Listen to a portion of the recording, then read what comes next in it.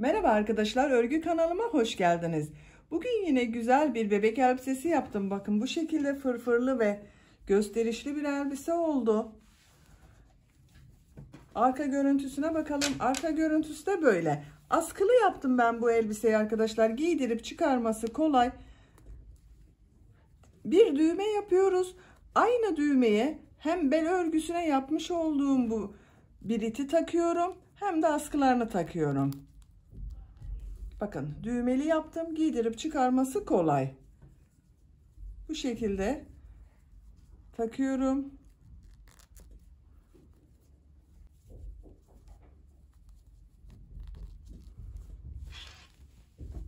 Elbisenin örgüsüne bel örgüsünden başlıyoruz. Yapacak olduğunuz bebeğinizin veya çocuğunuzun bel ölçüsüne göre başlangıç yapıyoruz. Eteğini örüyoruz. Sonra bu roba bölümünü yapıyoruz. Elbiseyi bitiriyoruz. Elbisenin örgüsünde ben bu iplikten, bakın 100 gram 240 metre yazan iplikten 3 adet kullandım arkadaşlar. Üçüncü iplikten bakın elimde bu kaldı. Siz bunu istediğiniz marka iplik ve renkleri kullanarak örebilirsiniz. Tığ olarak da elimin sıklığına, ipliğimin kalınlığına uygun olarak 3 milim tığ kullandım. Düğme olarak bir adet düğme kullandım. Bakın burada arkadaşlar. Bir düğme yeterli. Bu ip kordon yaptım beline de. Siz bunu yapsanız da olur, yapmasanız da olur. Tercihinize göre yapmayabilirsiniz. Ben bugün bu elbisenin anlatımını 1 yaşından itibaren giyilecek şekilde anlatıyorum. 3 yaşa kadar çok rahat kullanabilir. Kız çocuğunuz çok kilolu değilse 5 yaşa kadar da kullanılabilir. Bel örgüsü olduğu sürece kullanılabilir arkadaşlar. İplik ve tığımızı hazırlayalım. Hep birlikte bu güzel elbisemizin örgüsüne başlayalım. Kanalıma abone değilseniz abone olmayı unutmayın lütfen. Örgü kanalıma ücretsiz abone olup orada bulunan zil şeklinde aktif konuma getirirseniz bundan sonra kanalıma video yüklediğim zaman ilk önce size bildirim gelecek. Herkesten önce sizin haberiniz olacaktır. Beğeni ve yorumlarınızı da yaparsanız çok sevinirim arkadaşlar. Örgü kanalımın devamlılığı için sizlerden gelen beğeni ve yorumlar çok önemli. Örgü kanalıma ücretsiz olarak abone olup beğeni ve yorumlarını da yaparak destek olan bütün arkadaşlara çok teşekkür ederim. Hepinize kolay gelsin. İyi çalışmalar. Elbisenin örgüsüne bel örgüsünden başlıyorum. Bel örgüsünü yapabilmek için zincir yapıyorum. İlk ilmeği bu şekilde yapıyorum. Size nasıl kolay geliyorsa ilk ilmeği öyle yapabilirsiniz arkadaşlar. Zincirlerimi yapmaya başlıyorum.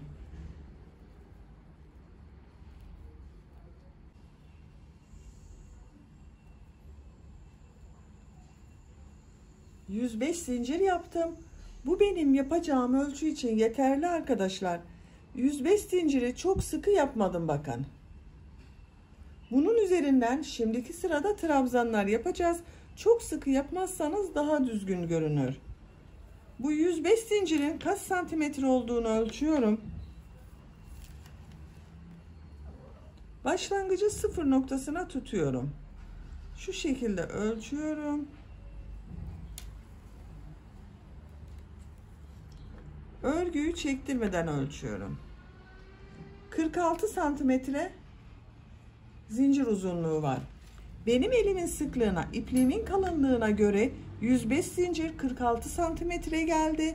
Sizin eliniz çok sıkıysa veya kullandığınız iplik daha ince ise daha fazla zincir yapmanız gerekecektir.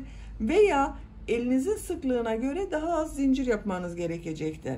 Ben bugün bu elbisenin örgüsünü 1 yaşından itibaren 3 yaş aralığına kadar olan bebek için yapıyorum. Siz de bu zinciri yapacak olduğunuz bebeğinizin veya kız çocuğunuzun bel ölçüsüne göre ölçerek yaparsanız daha iyi olacaktır. Bu şekilde beline ölçün ve trabzanları yapmaya öyle başlayın arkadaşlar. Şimdiki sırada trabzanlar yapacağız. İpliği tığın üzerine alıyorum. 1, 2, 3 ilmek atlıyorum. 4. ilmek içerisine trabzan yapıyorum. Diğer ilmekleri de trabzan yaparak devam ediyorum. Bu 3 ilmek atlayarak oluşturduğumda bir trabzan oluyor bakın. Her zincir üzerine bir trabzan yapıyorum.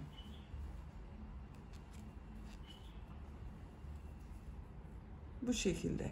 Sıra sonuna kadar toplam 102 trabzan yapacağız. Zincirler üzerine trabzanlar yaparak tamamlayalım.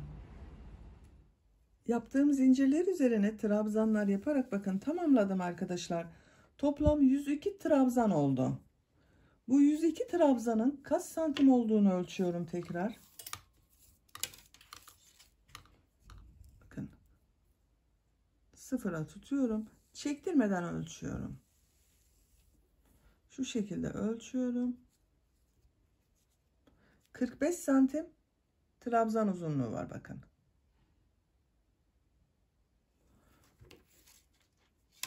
Bu benim yapacağım ölçü için yeterli. Siz bunu bebeğinizin beline göre ölçün. O şekilde devam edersiniz. Tam geliyorsa devam edersiniz. İkinci sıradayız.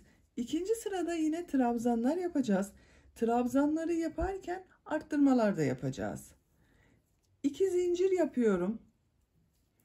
Şimdi bu ikisini birleştireceğiz arkadaşlar. Bakın diğer uç ile birleştiriyorum burada.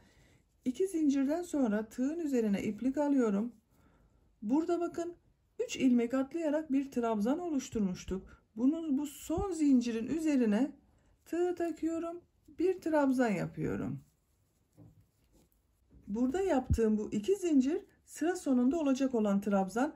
Bu trabzan da sıra başında olan trabzan. Tığın üzerine iplik alıyorum.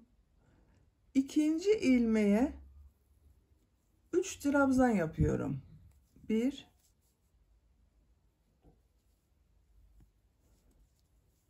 2 3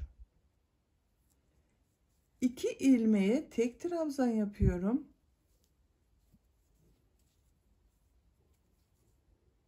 1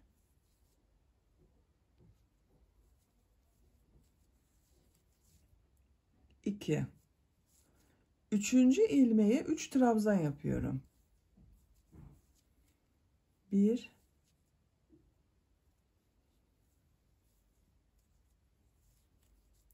2 3 3 trabzan yaptım. 2 tek trabzan yaptım. Tekrar aynı ilmeğe 3 trabzan yaptım. 2 ilmeğe tek trabzan yapıyorum.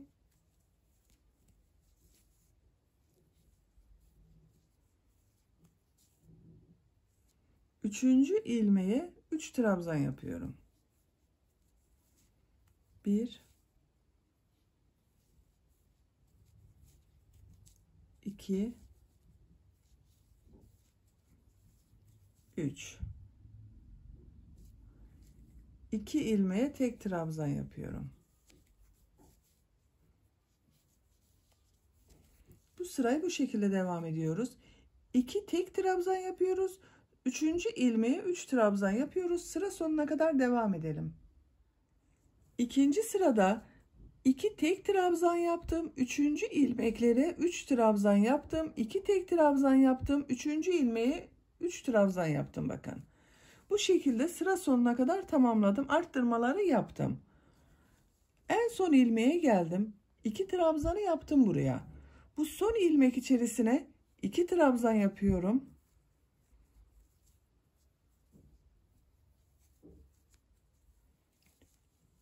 Bu sıraya başlarken buraya 2 zincir yapmıştım. Bu son trabzan olacak. Bakın bu sıranın son trabzanı. Bu bir trabzan yaptığım ilmeğe tığ takıyorum. İlmek alıp çektim. Bakın son ilmekte 3 trabzan görünüyor. İkinci sırayı tamamladık. Buraya daha sonra bakın bebeği giydirip çıkarması kolay olsun diye açıklık yaptım. Düğme yapacağız arkadaşlar. Üçüncü sıradayız. Üçüncü sırada modellerimizde yapacağız. 2 zincir yapıyorum. Bu ilk ilmek üzerine bir trabzan yapıyorum. Bir zincir yapıyorum. İpi tığın üzerine alıyorum. Bir ilmek atlıyorum. İkinci ilmek içerisine bir trabzan yapıyorum. Trabzanı yaptım, bakın bir zincir yaptım, bir ilmek atladım. Tığın üzerine iplik alıyorum. Yapmış olduğum bu trabzana bakın, boşluğa tığ takıyorum. İlmek alıp çekiyorum. Tekrar tığın üzerine iplik alıyorum. Aynı trabzana ilmek alıp çektim. 2 3 4 4 defa ilmek alarak topladım bakın arkadaşlar. İlmek alıyorum. Hepsinin içerisinden bir defa da çekiyorum. Bir zincir yapıyorum. İpi tığın üzerine alıyorum. Bir ilmek atlıyorum. İkinci ilmeğe trabzan yapıyorum. Buraya 5 trabzan yapacağız. 1 yaptım. 2 3 4 5. Tekrar model yapacağız. Bir zincir yapıyorum. Bir ilmek atlıyorum. İkinci ilmeğe bir trabzan yapıyorum. İp dolamayı yapacağız şimdi arkadaşlar. Bakın tığın üzerine iplik alıyorum. Trabzan boşluğuna tığ takıyorum. İlmek alıyorum. 1. Tekrar iplik alıyorum. Boşluğa tığ takıyorum. 2. Tekrar ilmek alıyorum. Boşluğa tığ takıyorum. 3. Tekrar ilmek alıyorum. Boşluğa tığ takıyorum. İlmek aldım. 4. 4 defa doladım. İlmek alıyorum. 4'ün içerisinden bir defa da çekiyorum. Bir zincir yapıyorum. İpi tığın üzerine alıyorum. Bir ilmek atlıyorum. 5 ilmek üzerine birer defa trabzan yapıyorum. 1 2 3 4 5. Bir zincir yapıyorum. Bir ilmek atlıyorum. İkinci ilmeğe trabzan yapıyorum. İlmek alıyorum. 1 2 3 4 ilmek alıyorum. 4'ün içerisinden bir defa da çekiyorum bakın. Bir zincir yapıyorum. Bir ilmek atlıyorum. İkinci ilmeğe trabzan yapıyorum. Buraya 5 trabzan yapıyorum.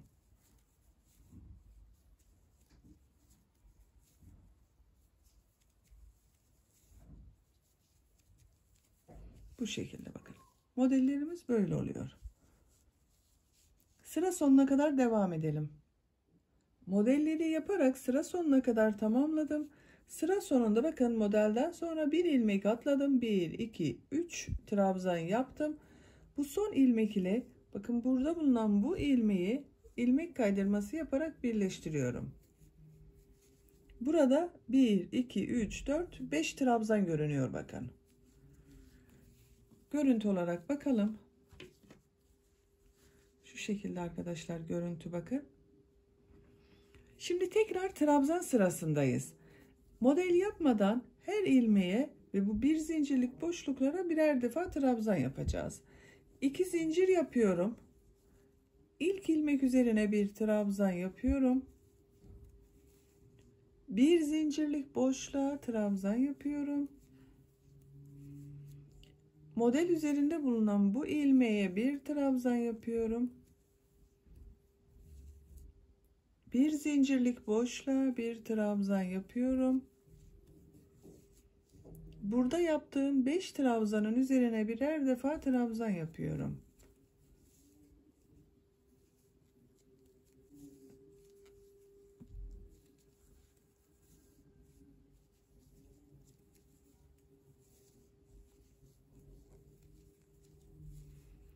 Bakın bir zincirli boşluğa geldim. Bu boşluk üzerine bir trabzan yapıyorum. Burada bulunan ilmek üzerine bir trabzan yapıyorum. Bir zincirli boşluğa bir trabzan yapıyorum.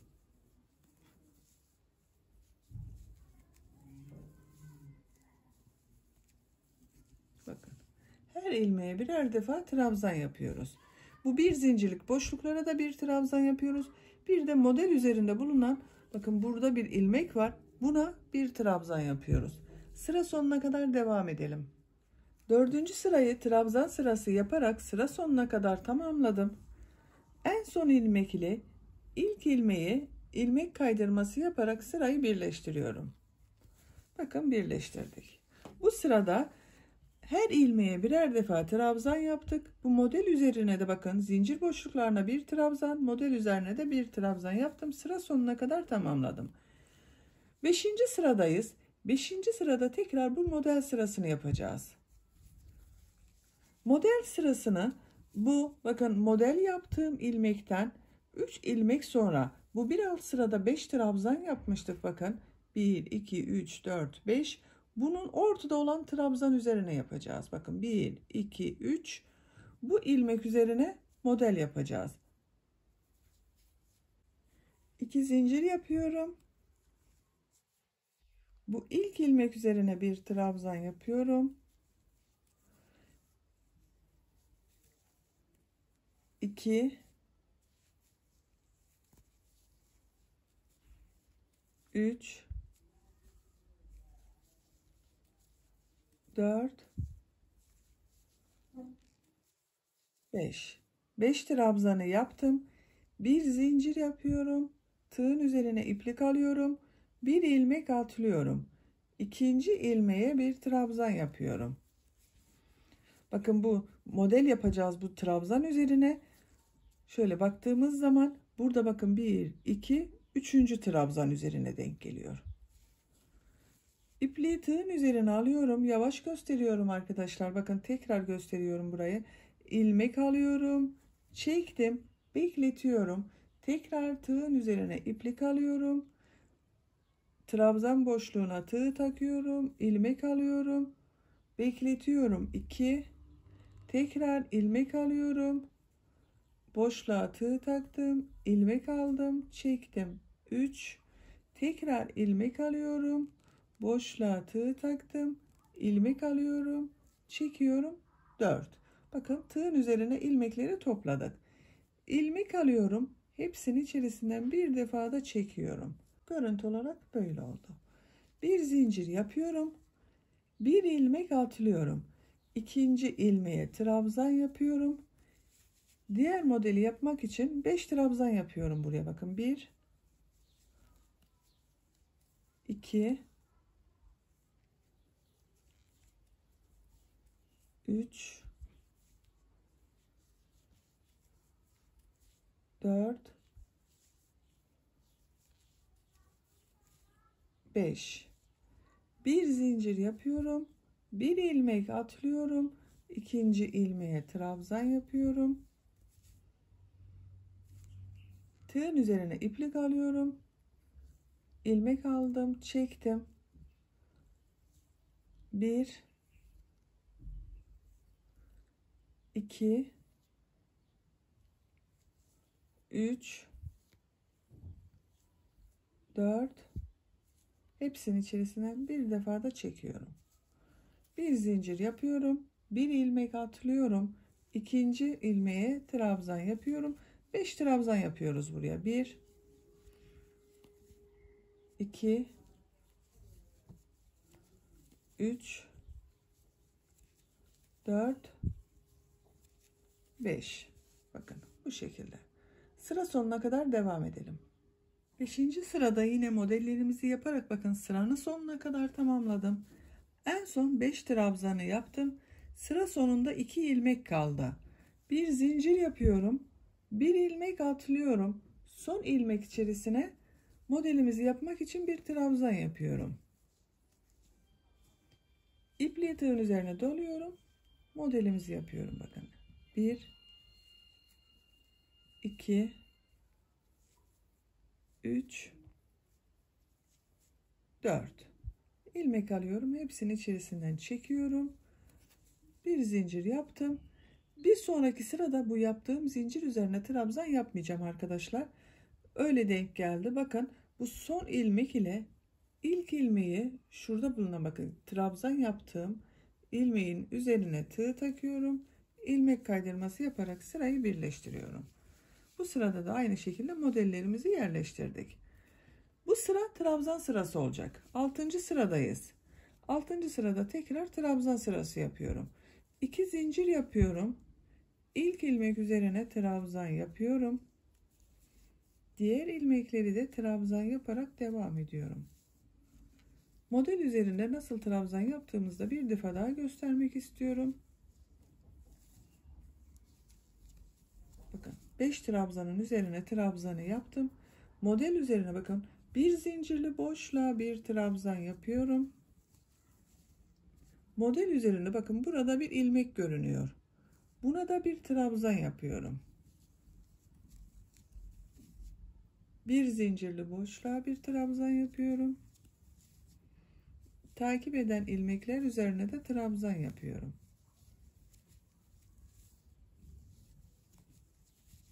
Bakın.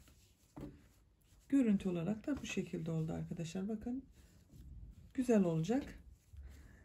Etek bölümünün örgüsü bu şekilde devam edecek. Bir sırada şimdiki yapmış olduğumuz gibi trabzanlar yapıyoruz. Trabzanları yaparken burada yaptığım 5 trabzan üzerine trabzan yapıyorum. Bu bir zincirli boşluğa trabzan yapıyorum. Model üzerine bir trabzan yapıyorum. Tekrar bir zincirli boşluğa bir trabzan yapıyorum. Bir sonraki sırada da model sırası yerleştiriyoruz. Modellerde bakın şaşırmayın arkadaşlar. Bu bir alt sırada 5 trabzan yaptığımızın ortada bulunan ilmek üzerine modeli yapıyoruz. Etek örgüsünü bu şekilde devam edelim. Eteğin yüksekliğini benim yapacağım ölçü için yeterli yüksekliğe kadar ördüm. Kaç santimetre ördüğümü ölçüyorum arkadaşlar.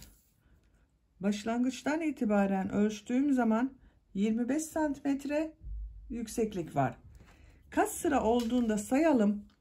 Bakın ilk sıradan itibaren 1, 2, 3, 4, 5, 6, 7, 8, 9, 10, 11, 12, 13, 14, 15, 16, 17, 18, 19, 20, 21, 22, 23, 24, 25, 26.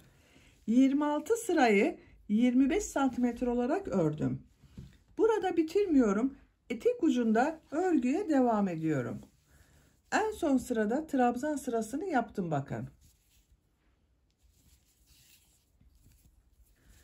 Etek ucunda burada yaptığımız bu modellerden yapacağız. 2 zincir yapıyorum. Bu ilk ilmek içerisine bir trabzan yapıyorum. Modelimizi yapıyorum bu trabzan üzerine arkadaşlar. Şu şekilde bakın. 1 2 3 4 ilmek alıyorum, içerisinden çekiyorum. Şöyle görelim. Bir zincir yapıyorum. Bir ilmek atlıyorum. İkinci ilmeğe trabzan yapıyorum. Ve modeli yapıyorum. 1 2 3 4 ilmek alıp hepsinin içerisinden bir defa da çekiyorum.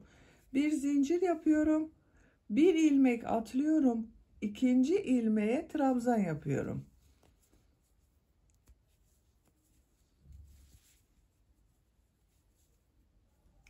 Modelimizi yapıyorum.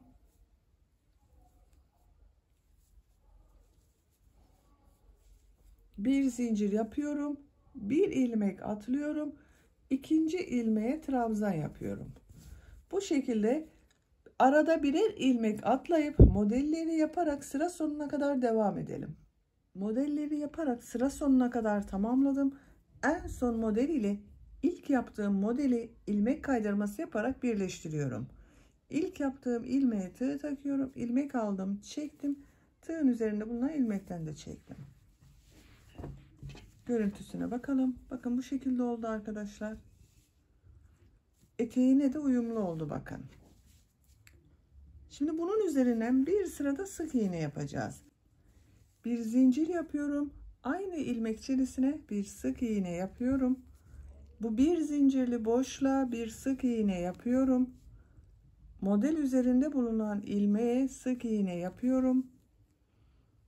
Bir zincirli boşluğa sık iğne yapıyorum.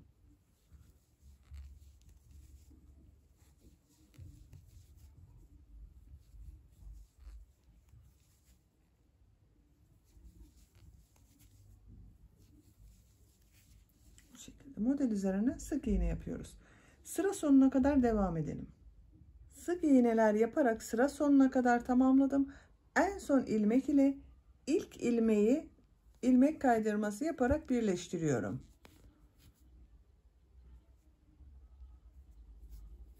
Bakın. Modelin üzerinden bir sıra sık iğne yaptık. Düzgün oldu. Son sırayı yapacağız arkadaşlar. Bu son sırada fıstık modelleri yapacağız. 3 zincir yapıyorum. İpliği tığın üzerine alıyorum. Bir ilmek atlıyorum. İkinci ilmek içerisine fıstık modeli yapıyorum. Bakın şu şekilde yapıyorum. İlmek aldım, uzatıyorum. Tekrar tığın üzerine iplik doluyorum. İlmek alıyorum. 2, tekrar ilmek alıyorum. 3, tekrar ilmek alıyorum. 4. 4 defa yapmak yeterli. Siz isterseniz 5 defa da yapabilirsiniz. İlmek alıyorum. Hepsinin içerisinden çekiyorum. Son ilmekten çıkarmıyorum. Bekletiyorum bakın. Tekrar ilmek alıyorum. Ondan da çıkardım. Bu şekilde fıstık modelini yaptık. 3 zincir yapıyorum. Bir ilmek atlıyorum. İkinci ilmeğe sık iğne yapıyorum. 3 zincir yapıyorum. Bir ilmek atlıyorum. İkinci ilmeğe fıstık modeli yapıyorum. 1, 2, 3, 4. İlmek alıyorum. Hepsinin içerisinden çekiyorum. Tığın üzerindeki ilmekten çekmiyorum. Bekletiyorum. Tekrar ilmek alıp ikisinin içerisinden çektim. 3 zincir yapıyorum. Bir ilmek atlıyorum. İkinci ilmeğe sık iğne yapıyorum. Bakın görüntü olarak böyle görünüyor. Bir defa daha yapalım. 3 zincir yapıyorum. Bir ilmek atlıyorum. İkinci ilmeğe fıstık modeli yapıyorum.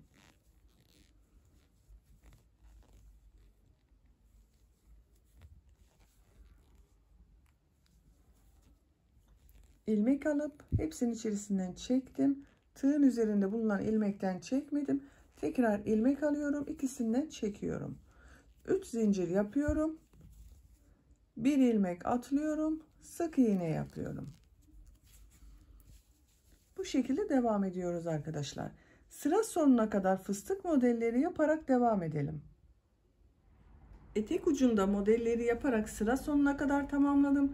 Sıra sonunda ilmek kaydırması yaparak birleştirdim. İpliği kesiyorum.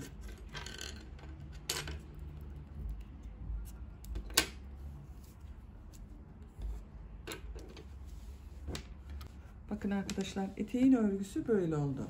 Etek bölümünü bitirdik. Şimdi roba bölümünü yapacağız. Roba bölümünü yapabilmek için orta noktayı buluyoruz. 102 trabzan vardı. Orta noktası 51 trabzan sayarak boşluğa işaret yaptım. Bakın sayıyorum.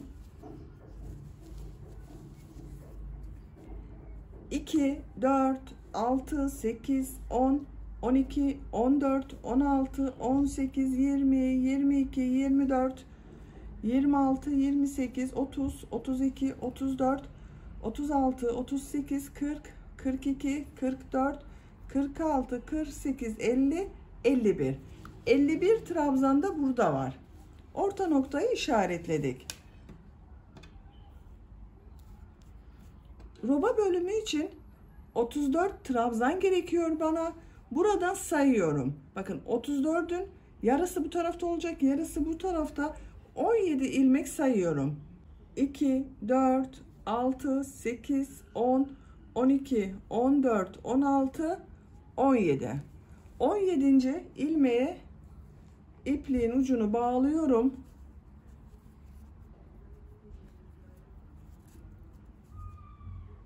Buradan bir ilmek yapıyorum. Bir zincir yapıyorum. Aynı ilmeğe trabzan yapıyorum.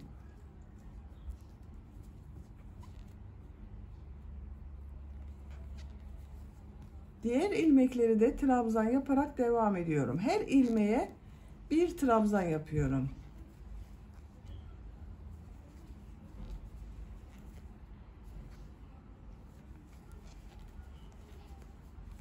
...34 trabzanı yapalım. İlk sırada 34 trabzanı yaptım. Bu şekilde bir görüntüsü oldu bakın arkadaşlar. Bir zincir yapıyorum. Örgüyü çeviriyorum. İlk ilmek üzerine trabzan yapıyorum. Diğer ilmekleri de trabzan yaparak devam ediyorum.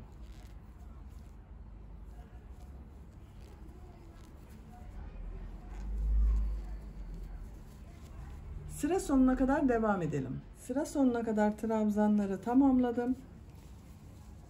Bakın arkadaşlar, ikinci sırada da 34 trabzan yaptım. Bir zincir yapıyorum, örgüyü çeviriyorum. Üçüncü sıradayız. Üçüncü sırada yine trabzan yaparak devam ediyorum bakın. İlk ilmek üzerine bir trabzan yapıyorum. Diğer ilmekleri de trabzan yaparak devam ediyorum.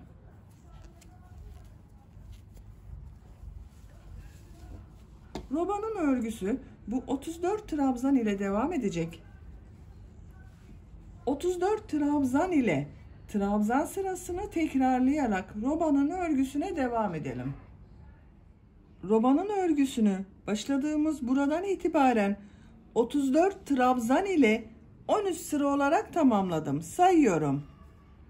1, 2, 3, 4, 5, 6, 7, 8, 9, 10, 11, 12, 13. 13 sıranın sonunda gerekli yüksekliği elde ettim. Buradan itibaren askıların örgüsüne başlıyorum. Bir zincir yapıyorum. Örgüyü çeviriyorum. İlk ilmek üzerine trabzan yapıyorum. Askı için 4 trabzan yapacağız. 1, 2, 3, 4. Bir zincir yapıyorum. Örgüyü çeviriyorum. İlk ilmek üzerine trabzan yapıyorum. Diğer ilmekleri de trabzan yaparak devam ediyorum.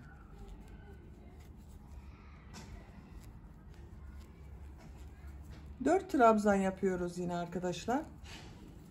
Bakın. Bir zincir yapıyorum. Örgüyü çeviriyorum. İlk ilmek üzerine trabzan yapıyorum. 4 trabzan yapıyorum.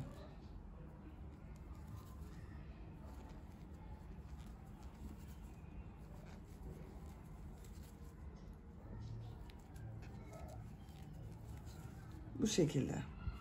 Bu askının örgüsü bu 4 trabzan ile devam edecek. Diğer askının örgüsünde başlayalım. Her iki askının örgüsünü birlikte devam ederiz. Bu askının örgüsünü bakın bu şekilde başladım. Bu tarafa gelirken başladım. Diğer askıyı da aynı yönde başlıyorum. Devamı olarak sondan sayıyorum geriye. 1, 2, 3, 4. 4 ilmek saydım. İpliği bağlıyorum.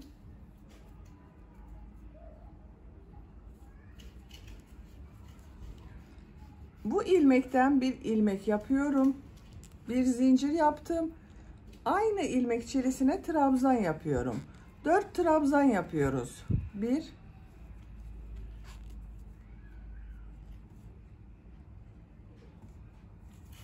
2, 3, 4.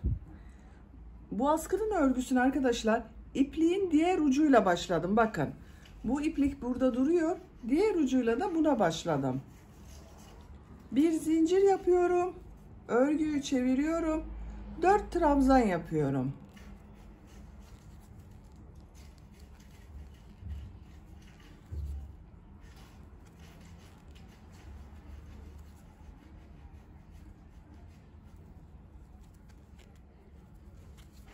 Bu şekilde.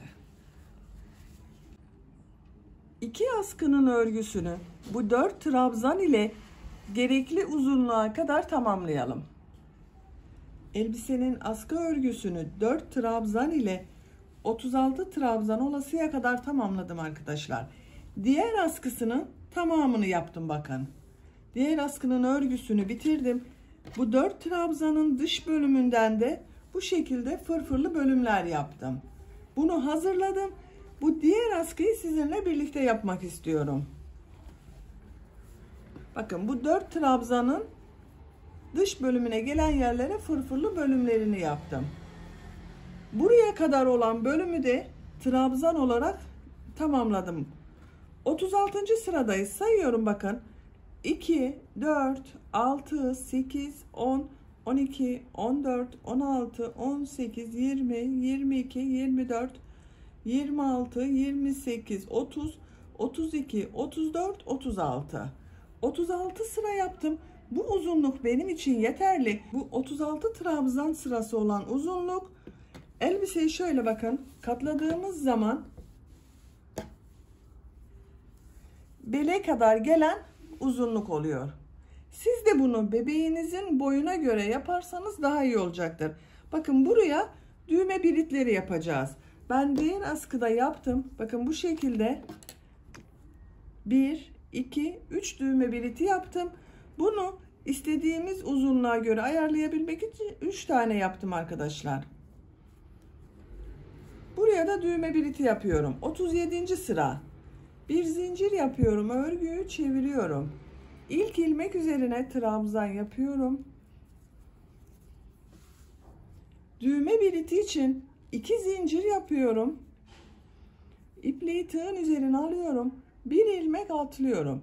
2 ve 3. ilmeklere trabzan yapıyorum. Düğme çok rahat olsun diye buraya 2 zincir yaptım. Bir ilmek atladım. Bir zincir yapıyorum. Örgüyü çeviriyorum. 4 tane trabzan yapıyorum. 1,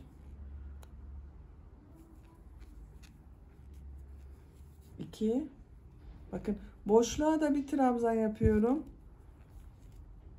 3, bu bir trabzan yapmıştım. Onun üzerine de bir trabzan yapıyorum. 4 trabzanı yaptım. Bir zincir yapıyorum. Tekrar düğme biriti yapıyorum buraya. İlk ilmek üzerine bir trabzan yapıyorum. 2 zincir yapıyorum. Bir ilmek atlıyorum. 2 ve 3. ilmeklere bakın trabzan yapıyorum. İkinci düğme biritini yaptım. Bir zincir yapıyorum. Örgüyü çeviriyorum. 4 trabzan yapıyorum.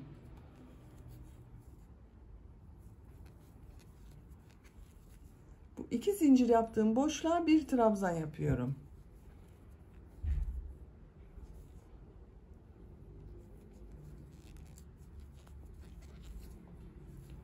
Bir zincir yapıyorum. Örgüyü çeviriyorum. Tekrar bu sırada düğme biriti yapıyorum. 1, 2 zincir yapıyorum. Bir ilmek atlıyorum. 2 trabzan yapıyorum. 3 düğme biritini yaptım bakın. 1, 2, 3. Bir zincir yapıyorum. Trabzan sırası olarak devam ediyorum.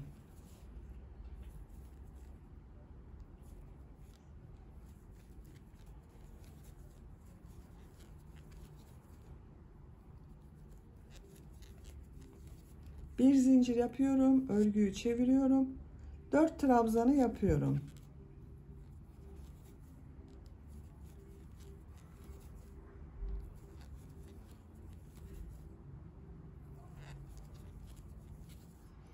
Bunu kaç trabzan yaptığıma bakıyorum. Ben birisini yaptığım için 1, 2, 3 sıra trabzan yaptım. 4. sırayı toplama yaptım arkadaşlar. Bir zincir yapıyorum, örgüyü çeviriyorum. 4 trabzan yapıyorum.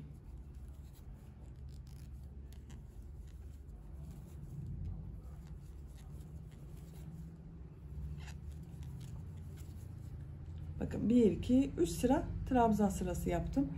Bir zincir yapıyorum, örgüyü çeviriyorum. Burada bakın 1, 2, 3 ilmek var. Bu ilk ilmeği atlıyorum. Bunlara trabzan toplaması yapıyoruz. Birlikte yapıyorum bakın. Bekletiyorum. İkinci ilmekten ilmek aldım. Bekletiyorum. Son ilmekten ilmek aldım. Hepsinin içerisinden bir defa da çekiyorum. İpliği kesiyorum.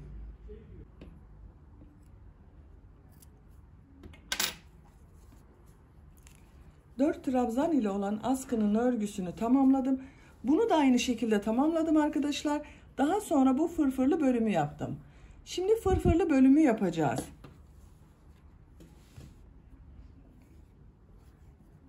Bunun uzunluğunu da ölçelim isterseniz. Askıya başladığım yerden bakın sıfır noktasına tuttum. Bitmiş olarak ölçüyorum. 37 santimetre askının uzunluğu var. Siz bunu 30 santimetre yapabilirsiniz. Dediğim gibi bebeğinizin veya çocuğunuzun boyuna göre ayarlamanız iyi olacaktır. Askının fırfırlarını yapıyoruz. Bakın ben bu askının fırfırlarını buradan başlayarak yaptım. Siz bu askıyı yapacaksanız buradan bakın ikinci ilmekten ilmek oluşturun. Her sıraya 6'şar tane trabzan yapıyoruz. Bu askının fırfırlarını bakın buradan başladım. Bu düğme biriti yaptığım yere kadar devam ettim. Buradan ilmek kaydırması yaparak birleştirdim, geriye döndüm. Bu şekilde devam ettim. Bu askının da görüntüsünün aynı olabilmesi için fırfır bölümüne buradan başlıyorum. Buradan bir ilmek oluşturuyorum.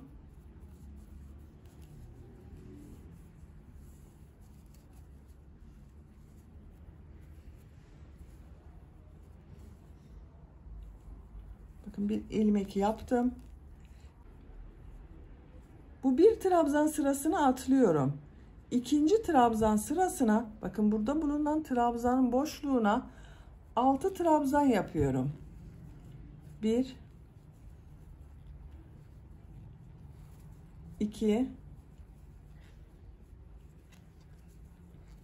3 4 5 6. Diğer trabzan sırasına da 6 trabzan yapıyorum. Her sıraya 6 trabzan yapıyoruz.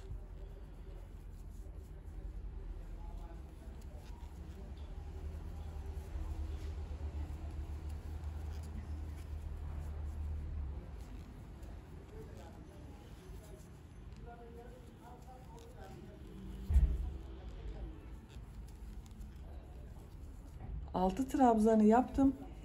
Burada bulunan trabzan sırasına da 6 trabzan yapıyorum.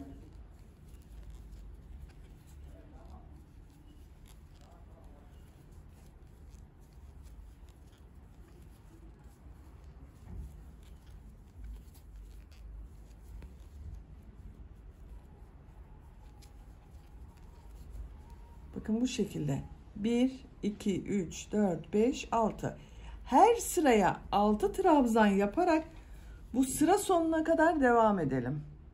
Fırfır bölümünde ilk sırada her sıraya 6'şar defa trabzan yaparak sıra sonuna kadar tamamladım.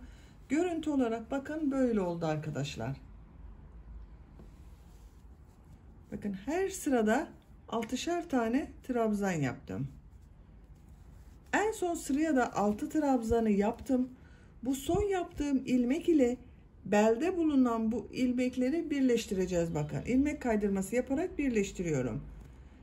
1 2 ilmek atlıyorum. 3. ilmeğe ilmek kaydırması yaparak birleştiriyorum. Bakın sabitledim buraya. Şöyle görüntüsüne bakalım. Görüntüsü böyle arkadaşlar. İkinci sıradayız. İkinci sıraya geçmek için bakın bir ilmek kaydırması yapıyorum. Bir ilmek kaydırması daha yapıyorum. 2 ilmek kaydırması yaptım. Örgüyü çeviriyorum. İpliği tığın üzerine alıyorum. Bu sırada her ilmek üzerine birer defa trabzan yapacağız. Başka arttırma yapmayacağız. İlk ilmek üzerine trabzan yapıyorum. Diğer ilmeklere de birer defa trabzan yaparak devam ediyorum.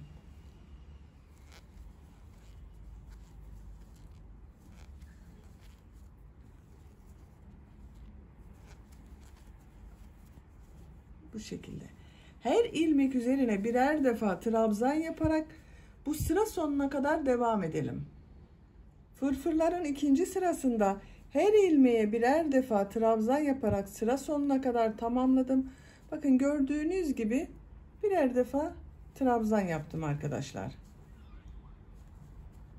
Görüntü olarak da böyle görünüyor. Sıra sonunda bir ilmek kaldı. Bu ilmeğe ilmek kaydırması yaparak birleştiriyorum. Bakın şu şekilde ilmek kaydırması yaptım. Burada yuvarlak bir görüntü elde ettim. Bir zincir yapıyorum. Örgüyü çeviriyorum. İpliği tığın üzerine alıyorum. Burada bulunan ilmek üzerine trabzan yapıyorum. Bu sırada yine trabzan sırası yapacağız. Her ilmek üzerine birer defa trabzan yapıyoruz yine. Diğer ilmekleri de trabzan yaparak devam ediyorum.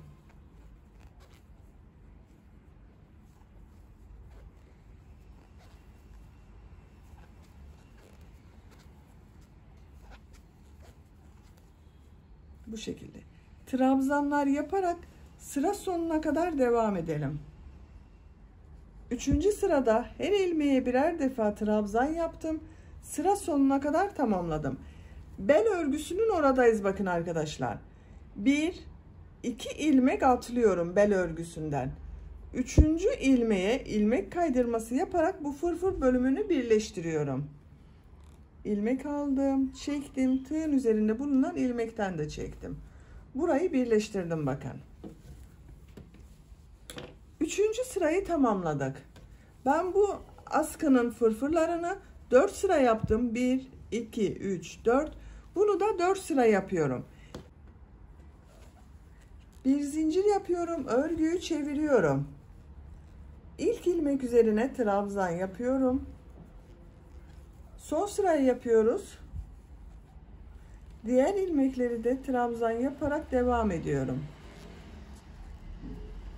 Her ilmeğe birer defa trabzan yapıyorum. Bu şekilde. Sıra sonuna kadar devam edelim.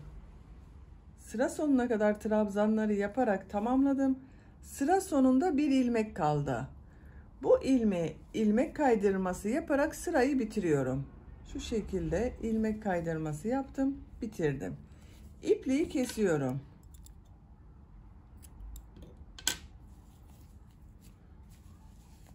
Bir, iki, üç, 4 sıra yaptık. Böylece askıların örgülerini de tamamlamış olduk arkadaşlar. Bakın. Şöyle gelecek. Buraya düğme yapacağız. Bunları da düğmeye takacağız. Şimdi bu bel örgüsüne düğme biliti için birit yapmak istiyorum. Biriti yaparken de bu bel örgüsünden sık iğneler yapıyorum. Düz tarafındayım. Bu askıları bitirdiğimiz bakın birleşim yaptığım yerde buraya bir defa ilmek yapıyorum.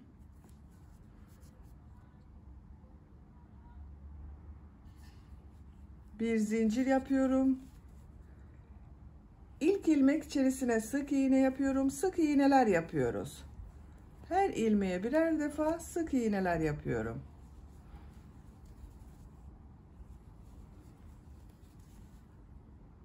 Sık iğneler yaparak devam edelim. bel örgüsünde sık iğneler yaparak düğmeyi dikeceğim yere kadar tamamladım bakın. Burada aynı ilmeğe bir sık iğne daha yapıyorum. Keskin bir dönüş yapıyorum. Sık iğneler yapmaya devam ediyorum.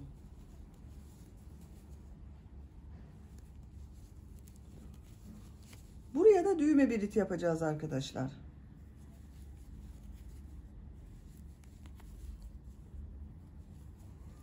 Bakın. Buraya düğme biriti için 6 zincir yapıyorum. 1 2 3 4 5 6. Aynı ilmeğe sık iğne yapıyorum. Bu düğme biritinde yaptığımız zincir sayısı dikecek olduğunuz düğmenin büyüklüğüne göre değişecektir. Ben bu şekilde bir düğme dikmek istiyorum bakın. Düğmeyi takacak kadar zincir yaptım.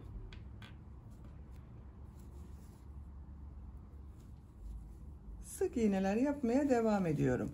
Düğmeyi de buraya dikeceğiz bakın. Karşı tarafa düğmeyi dikeceğiz. Bu şekilde takacağız. Her ilmeğe birer defa sık iğne yaparak devam ediyorum.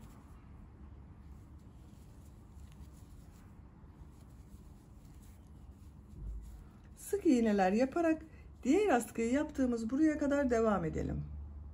Sık iğneleri askının buraya kadar tamamladım. Bu son ilmek ile askıyı bitirdiğim bakın burada bulunan ilmeğe ilmek kaydırması yaparak sırayı birleştiriyorum. İpliği kesiyorum.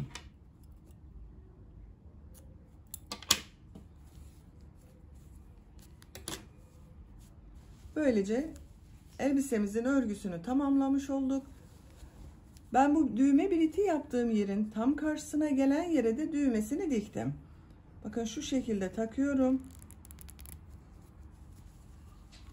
Askıları da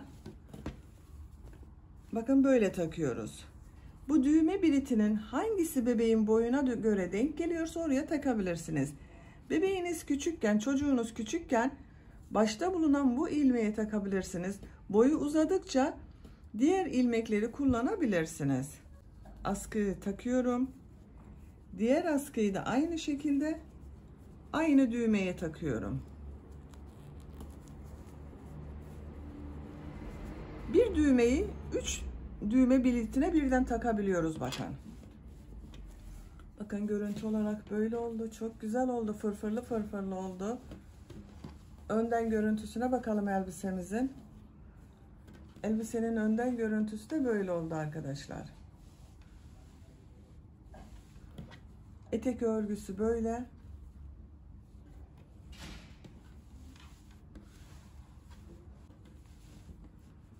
Elbisenin bitmiş olarak size ölçülerini söylüyorum. Bel örgüsünün buradan ölçüyorum.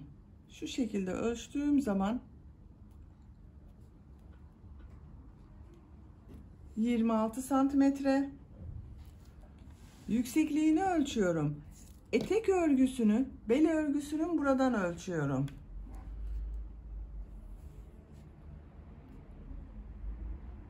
27 santimetre. Bu ön robayı ölçüyoruz bakın. Başlangıçtan itibaren ölçtüğüm zaman 11 santimetre. Genişliğini ölçüyorum.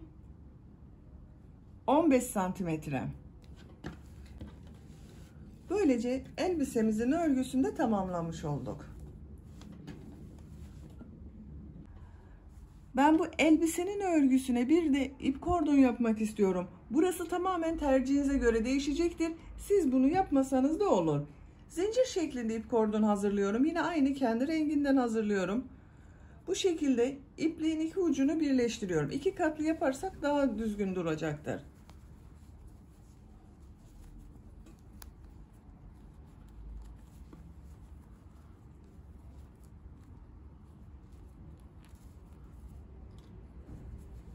Bakın buradan ipliğin ucunu şu şekilde çekiyorum. Sağlamlaştırdım. Bir ilmek yaptım. Zincirler yapıyoruz. Yapacak olduğunuz bebeğinizin veya çocuğunuzun bel ölçüsüne göre bu zincir sayısı değişecektir. Zincir şeklinde hazırlayalım. Diğer ip kordonu da aynı buradan başlayalım. Bunun da zincirlerini hazırlayalım. Kordon için olan zincirleri tamamladım arkadaşlar. Bu şekilde bakın bir sıra zincir yaptım. Biraz uzun oldu. Bakın bu şekilde.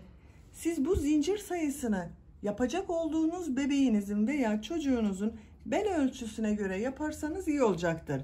Yarısını bir taraftan, yarısını bir taraftan yapıyoruz. Ona göre ayarlayabilirsiniz. İpliği burada kesiyorum.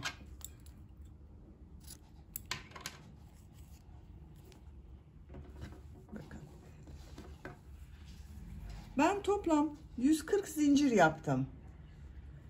Siz de dediğim gibi yapacak olduğunuz bebeğinizin bel ölçüsüne göre yaparsanız iyi olacaktır. Bakın diğer ip kordonu da ben yaptım. Bu şekilde arkadaşlar. Bunu taktım bakın. İlmekler arasından geçirerek bunu taktım. Ucuna da boncuk yaptım. Şimdi bu yaptığımız ip kordonu da sizinle birlikte takalım. Şöyle tutuyorum. 3 ilmek ayarlıyorum. Bir ilmek altta kalıyor. Şu şekilde çekiyorum. 1, 2, 3 ilmek. Bakın 3. ilmeğin buradan takıyorum. 2 ilmek tığın üzerinde kalıyor. 1 ilmek altında kalıyor. Bu şekilde çekiyorum. 3 ilmek ayarlıyorum. İkisi tığın üzerinde. Birisi altında kalacak şekilde çekiyorum. Sıra sonuna kadar bakın bu diğer kordonu taktığım yere kadar devam edelim. İp kordonu ilmekler arasından taktım bakın. Elbisenin orta noktasından arkadaşlar. Robaya başlarken orta noktayı işaretlemiştik bakın. Orada her iki ip kordonu birleştirdim. Buna boncuk takacağız şimdi. Bakın ben 4 tane bu şekilde renkli boncuklar takıyorum. Siz isterseniz bu şekilde sadece ip kordon bırakabilirsiniz. Kurdale takabilirsiniz veya hiç yapmayabilirsiniz. Bakın boncuklarını taktım. Ucundan düğüm atıyorum. Bu boncuklar çıkmasın diye. Şu şekilde zincirle birlikte düğüm yapıyorum ki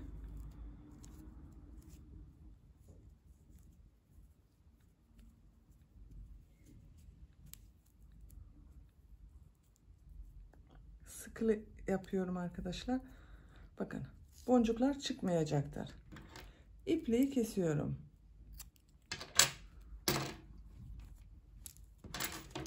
Bakın boncuklu yaptık. Bebeğin veya çocuğun bel ölçüsüne göre bunu sıklığını ayarlayabiliriz.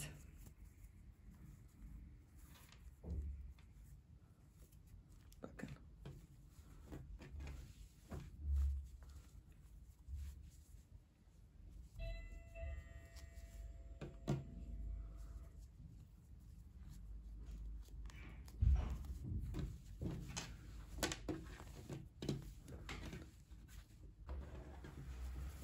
Çok güzel oldu arkadaşlar.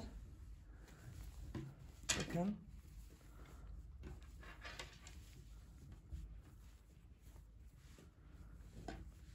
Böylece bir örgü anlatımımızın da sonuna gelmiş olduk. Beni dinlediğiniz ve izlediğiniz için hepinize çok teşekkür ederim. Kanalıma abone değilseniz örgü kanalıma abone olmayı unutmayın lütfen. Örgü kanalıma abone olmak ücretsiz arkadaşlar. Sizden hiçbir ücret talep edilmemektedir. Örgü kanalıma ücretsiz abone olup beğeni ve yorumlarınızla da destek olursanız çok sevinirim. Sizlerden gelen beğeni ve yorumlar benim için çok değerli. Örgü kanalımın devamlılığı için beğeni ve yorumlarınızı da yapmanız çok iyi olacaktır arkadaşlar. Hepinize şimdiden çok teşekkür ederim. Sizlerle yeni örgülerde görüşmek dileğiyle. Hoşça kalın, sevgiyle kalın.